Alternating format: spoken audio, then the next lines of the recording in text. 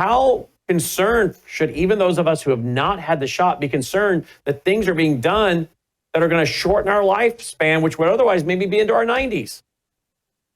Yeah, the key thing we have to remember is that humanity was hit with dual biological weapons. When I say dual, I mean by the manufactured SARS-CoV-2 virus that was manufactured in collaboration with UNC Chapel Hill and Wuhan, the CCP.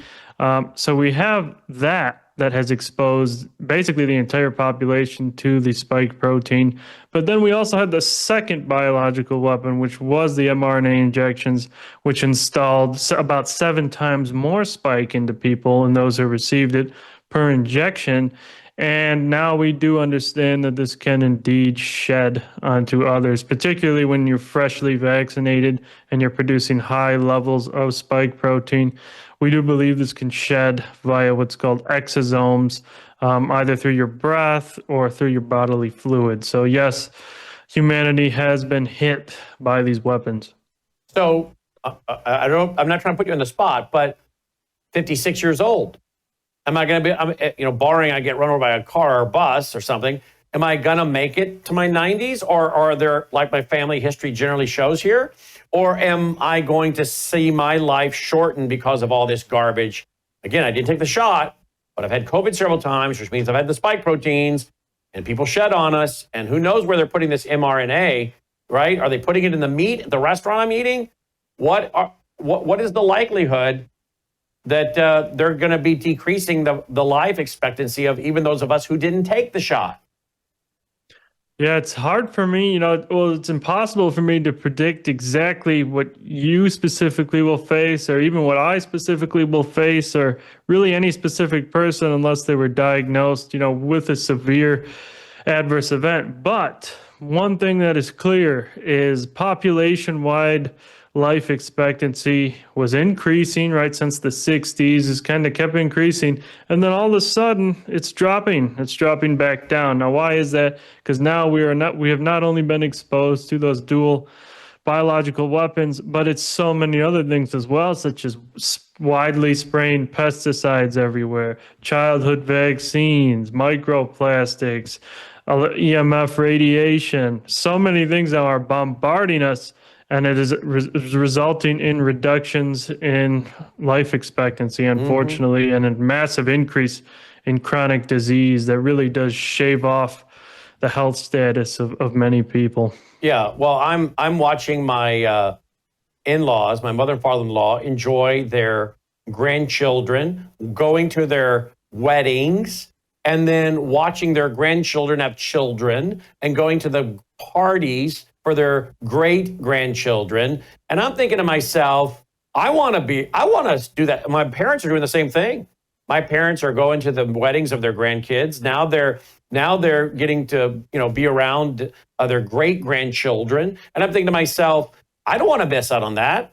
I want to be able to go to my grandkids' weddings. I want to be able to be around for my great-grandkids. So, I take health, very, very seriously. You can have a lot of things in life, but if you don't have your health, what do you really got, right? So I'm not doing a commercial here, but I'm telling you, I do this high-end collagen. I do these high-end antioxidants.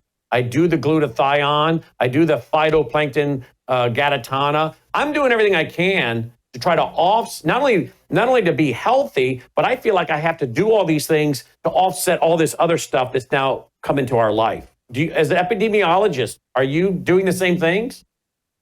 Yes, I am taking many proactive supplements, and many lifestyle choices, particularly going outside and getting as much sunlight as possible, exercising, getting away from the screen for a long time. But yes, ensuring I'm eating whole foods, right? Wholesome foods, not hyper-processed garbage. So I'm ensuring I'm getting these adequate minerals and vitamins and nutrients that I need, as well as, yes, taking supplemental vitamin C, sometimes magnesium, sometimes glutathione, and many of these things. And yes, so I am trying to protect myself from these wide scale attack of toxins that we currently face. Well, I'm glad to hear it. All right, so there you go. So my wife and I's conversation last night is echoing with you then. You're concerned about the decline in longevity of people. Yes, I am deeply concerned, but I am still mostly concerned about those who receive the gene altering injections. Well, let's go to that then. Here's this study. This is breaking news tonight, folks. mRNA injections induce severe, long-lasting genetic disruption linked to cancer and chronic disease. All right, tell us about this. What's in here, Doc? Yeah, so this study is truly groundbreaking. We have actually discovered that in vaccinated individuals who receive these mRNA injections have severely dysregulated gene expression function. So basically, thousands of genes were either turned on or off, and thus producing or not producing the proteins that the cells were supposed to be producing. So it induces widespread genetic dysregulation linked to mitochondrial failure, immune reprogramming, and oncogenic activation, so cancerous activity in the body. And you have to remember, we looked at in the blood of vaccine injured individuals, those who develop new onset cancers and those with cardiovascular and neurological adverse events, and we compared their blood to a healthy control group of about 800 blood samples. These were pre-COVID blood samples, so this was a very solid control group, and we did find so many distinct gene expression or what's called transcriptomic alterations, and this is so worrisome. And it's the first study, to our knowledge, where actually we do see long-term genetic disruptions from these shots. And I want to give credit to Neo7 Bioscience. Headed the study was Dr. John Catanzaro, as well as University of North Texas. McCullough Foundation was on this study as well as Medicinal Genomics, Kevin McKernan and his team. So this was a big effort, and we really do hope this does expose the serious molecular harms that these shots induce. So mitochondrial dysfunction. So this is triggering changes at the cellular level and creating mitochondrial dysfunction. Now, protein folding and degradation stress, is that like antioxidant stress or what? Yeah, so literally, when the cells start to express proteins, right, through what's called these ribosomes, right, the mRNA will go through the ribosomes. I have identified dysregulated genes that indicate that all of these systems, all of these intracellular systems of producing proteins has literally just been completely thrown out of whack. And that's why these patients developed these chronic conditions and cancers. And so literally all those things listed there are contributing, and they were significantly upregulated or downregulated compared to the control group. Now, when you say that this is, at the beginning, genetic disruption, does that mean they're going to pass on the genetic disruption to their children? It's possible. We weren't able to or directly measure genomic integration or what's called reverse transcription in the study, but these findings do indicate that probably this plasmid DNA from the manufacturing process probably integrated, and that's why we see so many different genetic dysregulation signals. So we do think that it is the case, but specifically in this study, just in layman's terms, so gene expression is different in that gene expression is actually RNA producing proteins, right? So that's what's become dysregulated here. Now the next step is to look into like the nucleus of these cells and look specifically in the genome for installation of Pfizer and Moderna. We haven't done that yet, but we do plan to. Okay, so you had the study and analyzed whole blood RNA profiles, 3 patients with new onset adverse events, neurological, cardiovascular, chronic fatigue, following their mRNA vaccination. 7 patients newly diagnosed with cancer post mRNA vaccination. Tell me about those. Yes. So they developed cancer or these adverse events within a set period of time. So it was within a year of their last vaccination. They were screened previously. They didn't have any genetic abnormalities. They didn't have any heritable diseases. They weren't at risk of anything before. Then they got the vaccine and they were diagnosed with these new cancers or adverse events. And so it's clear that it was induced by these mRNA injections. And so that's why we looked into their blood to see, well, what was going on? What changed in their molecular profiles? What's going on in the inner workings of their cells? And this is what we found. We did identify this severe genetic dysregulation of these genes turning on and off, thousands of them, just doing stuff that they're not supposed to be doing in specifically those vaccine injured individuals. And it's so worrisome because we have to remember 70% of the population, over 80% of Americans took one of these mRNA shots. So these implications are profound. The military biomedical pharma complex has compromised the genetic integrity of the entire population, and they have to stop this immediately. And what about mRNA in other things? Food. I mean, how long do I have to worry that I'm going to a steakhouse and I'm getting a steak with mRNA in it? I wouldn't worry particularly about steak and mRNA. Now, they have a bunch of plans to be doing this. Now, according to what's going on now at the current moment, there should not be any mRNA in animal products that we're aware of. They are testing mRNA in animals, and they don't label it when they test it. They might just throw it in the food supply. So there is a very remote chance you can consume it, but that's not something I'd worry about at the current moment. But they do have plans to spray plants with RNA technologies.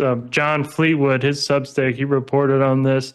Moderna's, they made a different company where they literally are planning to spray crops with synthetic RNA. It's going to change how these plants operate, and then we're going to be consuming it. And yeah, they do have plans for mRNA injections. But one key thing I want to mention, and this is very important, the USDA last year approved self-amplifying mRNA injections for our cats and our dogs for rabies and a few other things. And these are authorized and they're widely available for online purchase. And so veterinarians across the country are currently injecting self-amplifying mRNA into our pets. This can probably shed onto humans, and this has to be stopped. Has it started? Has that started yet? Has that started yet? Yes. If you look up Novavax NXT, it's the platform developed by Merck. You will find it online, and you can even buy it. It's like $400. Okay, so how do I know whether my dog, Dolly, who's a year old now, got that as a puppy? Because I don't give my dog shot, okay? I figured a long time ago, even before COVID, that these shots were probably crucial to the cause of cancer. So I basically said, go pound sand, you morons. Oh, you guys want my dog to have a little tag that says they've got their rabies shots? Sorry, not going to happen. You want me to write you a little check, $20 for a ticket or whatever? Not going to happen. I mean, I might write you a check, but I'll write the check before I give the shot to the dog every year. That's the stupidest thing in the world. I'm now hearing from veterinarians that these rabies shots should last probably the lifetime. One shot should last the lifetime for your dog. Same thing with many of these other vaccine shots, by the way. Okay. So my dog got whatever she got before she came to me from the breeder, but she's not getting any more. Do I have to worry that she has the mRNA shot and is shedding on me when she sleeps in the bed with me? Your dog. When was your dog last vaccinated for rabies? When was his first vaccine or his only vaccine? Born May 16th, 2024. 2024. So, I mean, if you can check the vet records to see what rabies shot they gave, it's probably unlikely they gave the self-amplifying one. but you can check and see which brand they gave it. I am expecting that there's a lot of unsuspecting people that are not aware that they are injecting the self-amplifying mRNA versions. But yeah, you're right. It's not smart to go and hyper-vaccinate your pets. It is linked to so many problems. Like you said, cancers. My own dog developed a fatal jaw cancer after receiving a battery of about 4 vaccines, and he died a slow and painful death. And so ever since then, I mean, this was before COVID, before everything. My family thought vaccines were fine, and so that's what happens, and that's what's happened to so many dogs. And so, yeah, at this point in time, I would try and avoid to be hyper vaccinating your animals. Mm-hmm. And so what you're saying, though, is tonight we may have viewers whose dog does have these mRNA shots, and therefore the dog is shedding the mRNA on them. It's possible if their dogs or cats receive the Novavax NXT self-amplifying RNA particles, it's possible they are either shedding the self-amplifying RNA or the antigen products that the dogs or cats are now producing onto the owners, their bodily fluids. And so none of this was tested, by the way. They just authorized it anyways because they don't care. And so it's completely unknown, really, at this point. What can you do? Well, if that's the case, you find out that your pet did get that, what does the owner do? I mean, I guess if I was an owner and my dog or cat was unsuspectingly injected with this, maybe I would go to a lab and see exactly, is this what's happening to my dog? Is he still producing this antigen? Maybe see if it does stop and go away. But it appears if he or she was inoculated with this, there's not much hope that we have at the moment because we really don't know anything about this injection. And again, I'm not trying to promote something per se, but I take a lot of glutathione. Is this another reason why people should be taking things like that to detox their cells? Yes, this is exactly why you want to be taking potent antioxidants, particularly if you suspect you are exposed to a high burden of toxins, because then your body won't be able to handle it. So yes, indeed, taking these products to help protect your body is vital. Now, here's the article I found. Moderna's parent company now spraying RNA into your food. July 24, 2025, John Fleetwood, flagship pioneering the company that founded Moderna, is now genetically programming crops with synthetic RNA sprays designed to persist in plant tissues. This is fact, huh? Yes, this appears to be in the pipeline. They are manufacturing these. They are testing these out. As you can see, collaborations with all sorts of military agencies and regulatory agencies. And so they are trying to move forward with the genetic manipulation of humans, plants, and animals. Drone spray self-spreading COVID-19 vaccine for large area inoculation of humans and diffuse EcoHealth DARPA project. Where was that done? Yeah, this really was quite disturbing.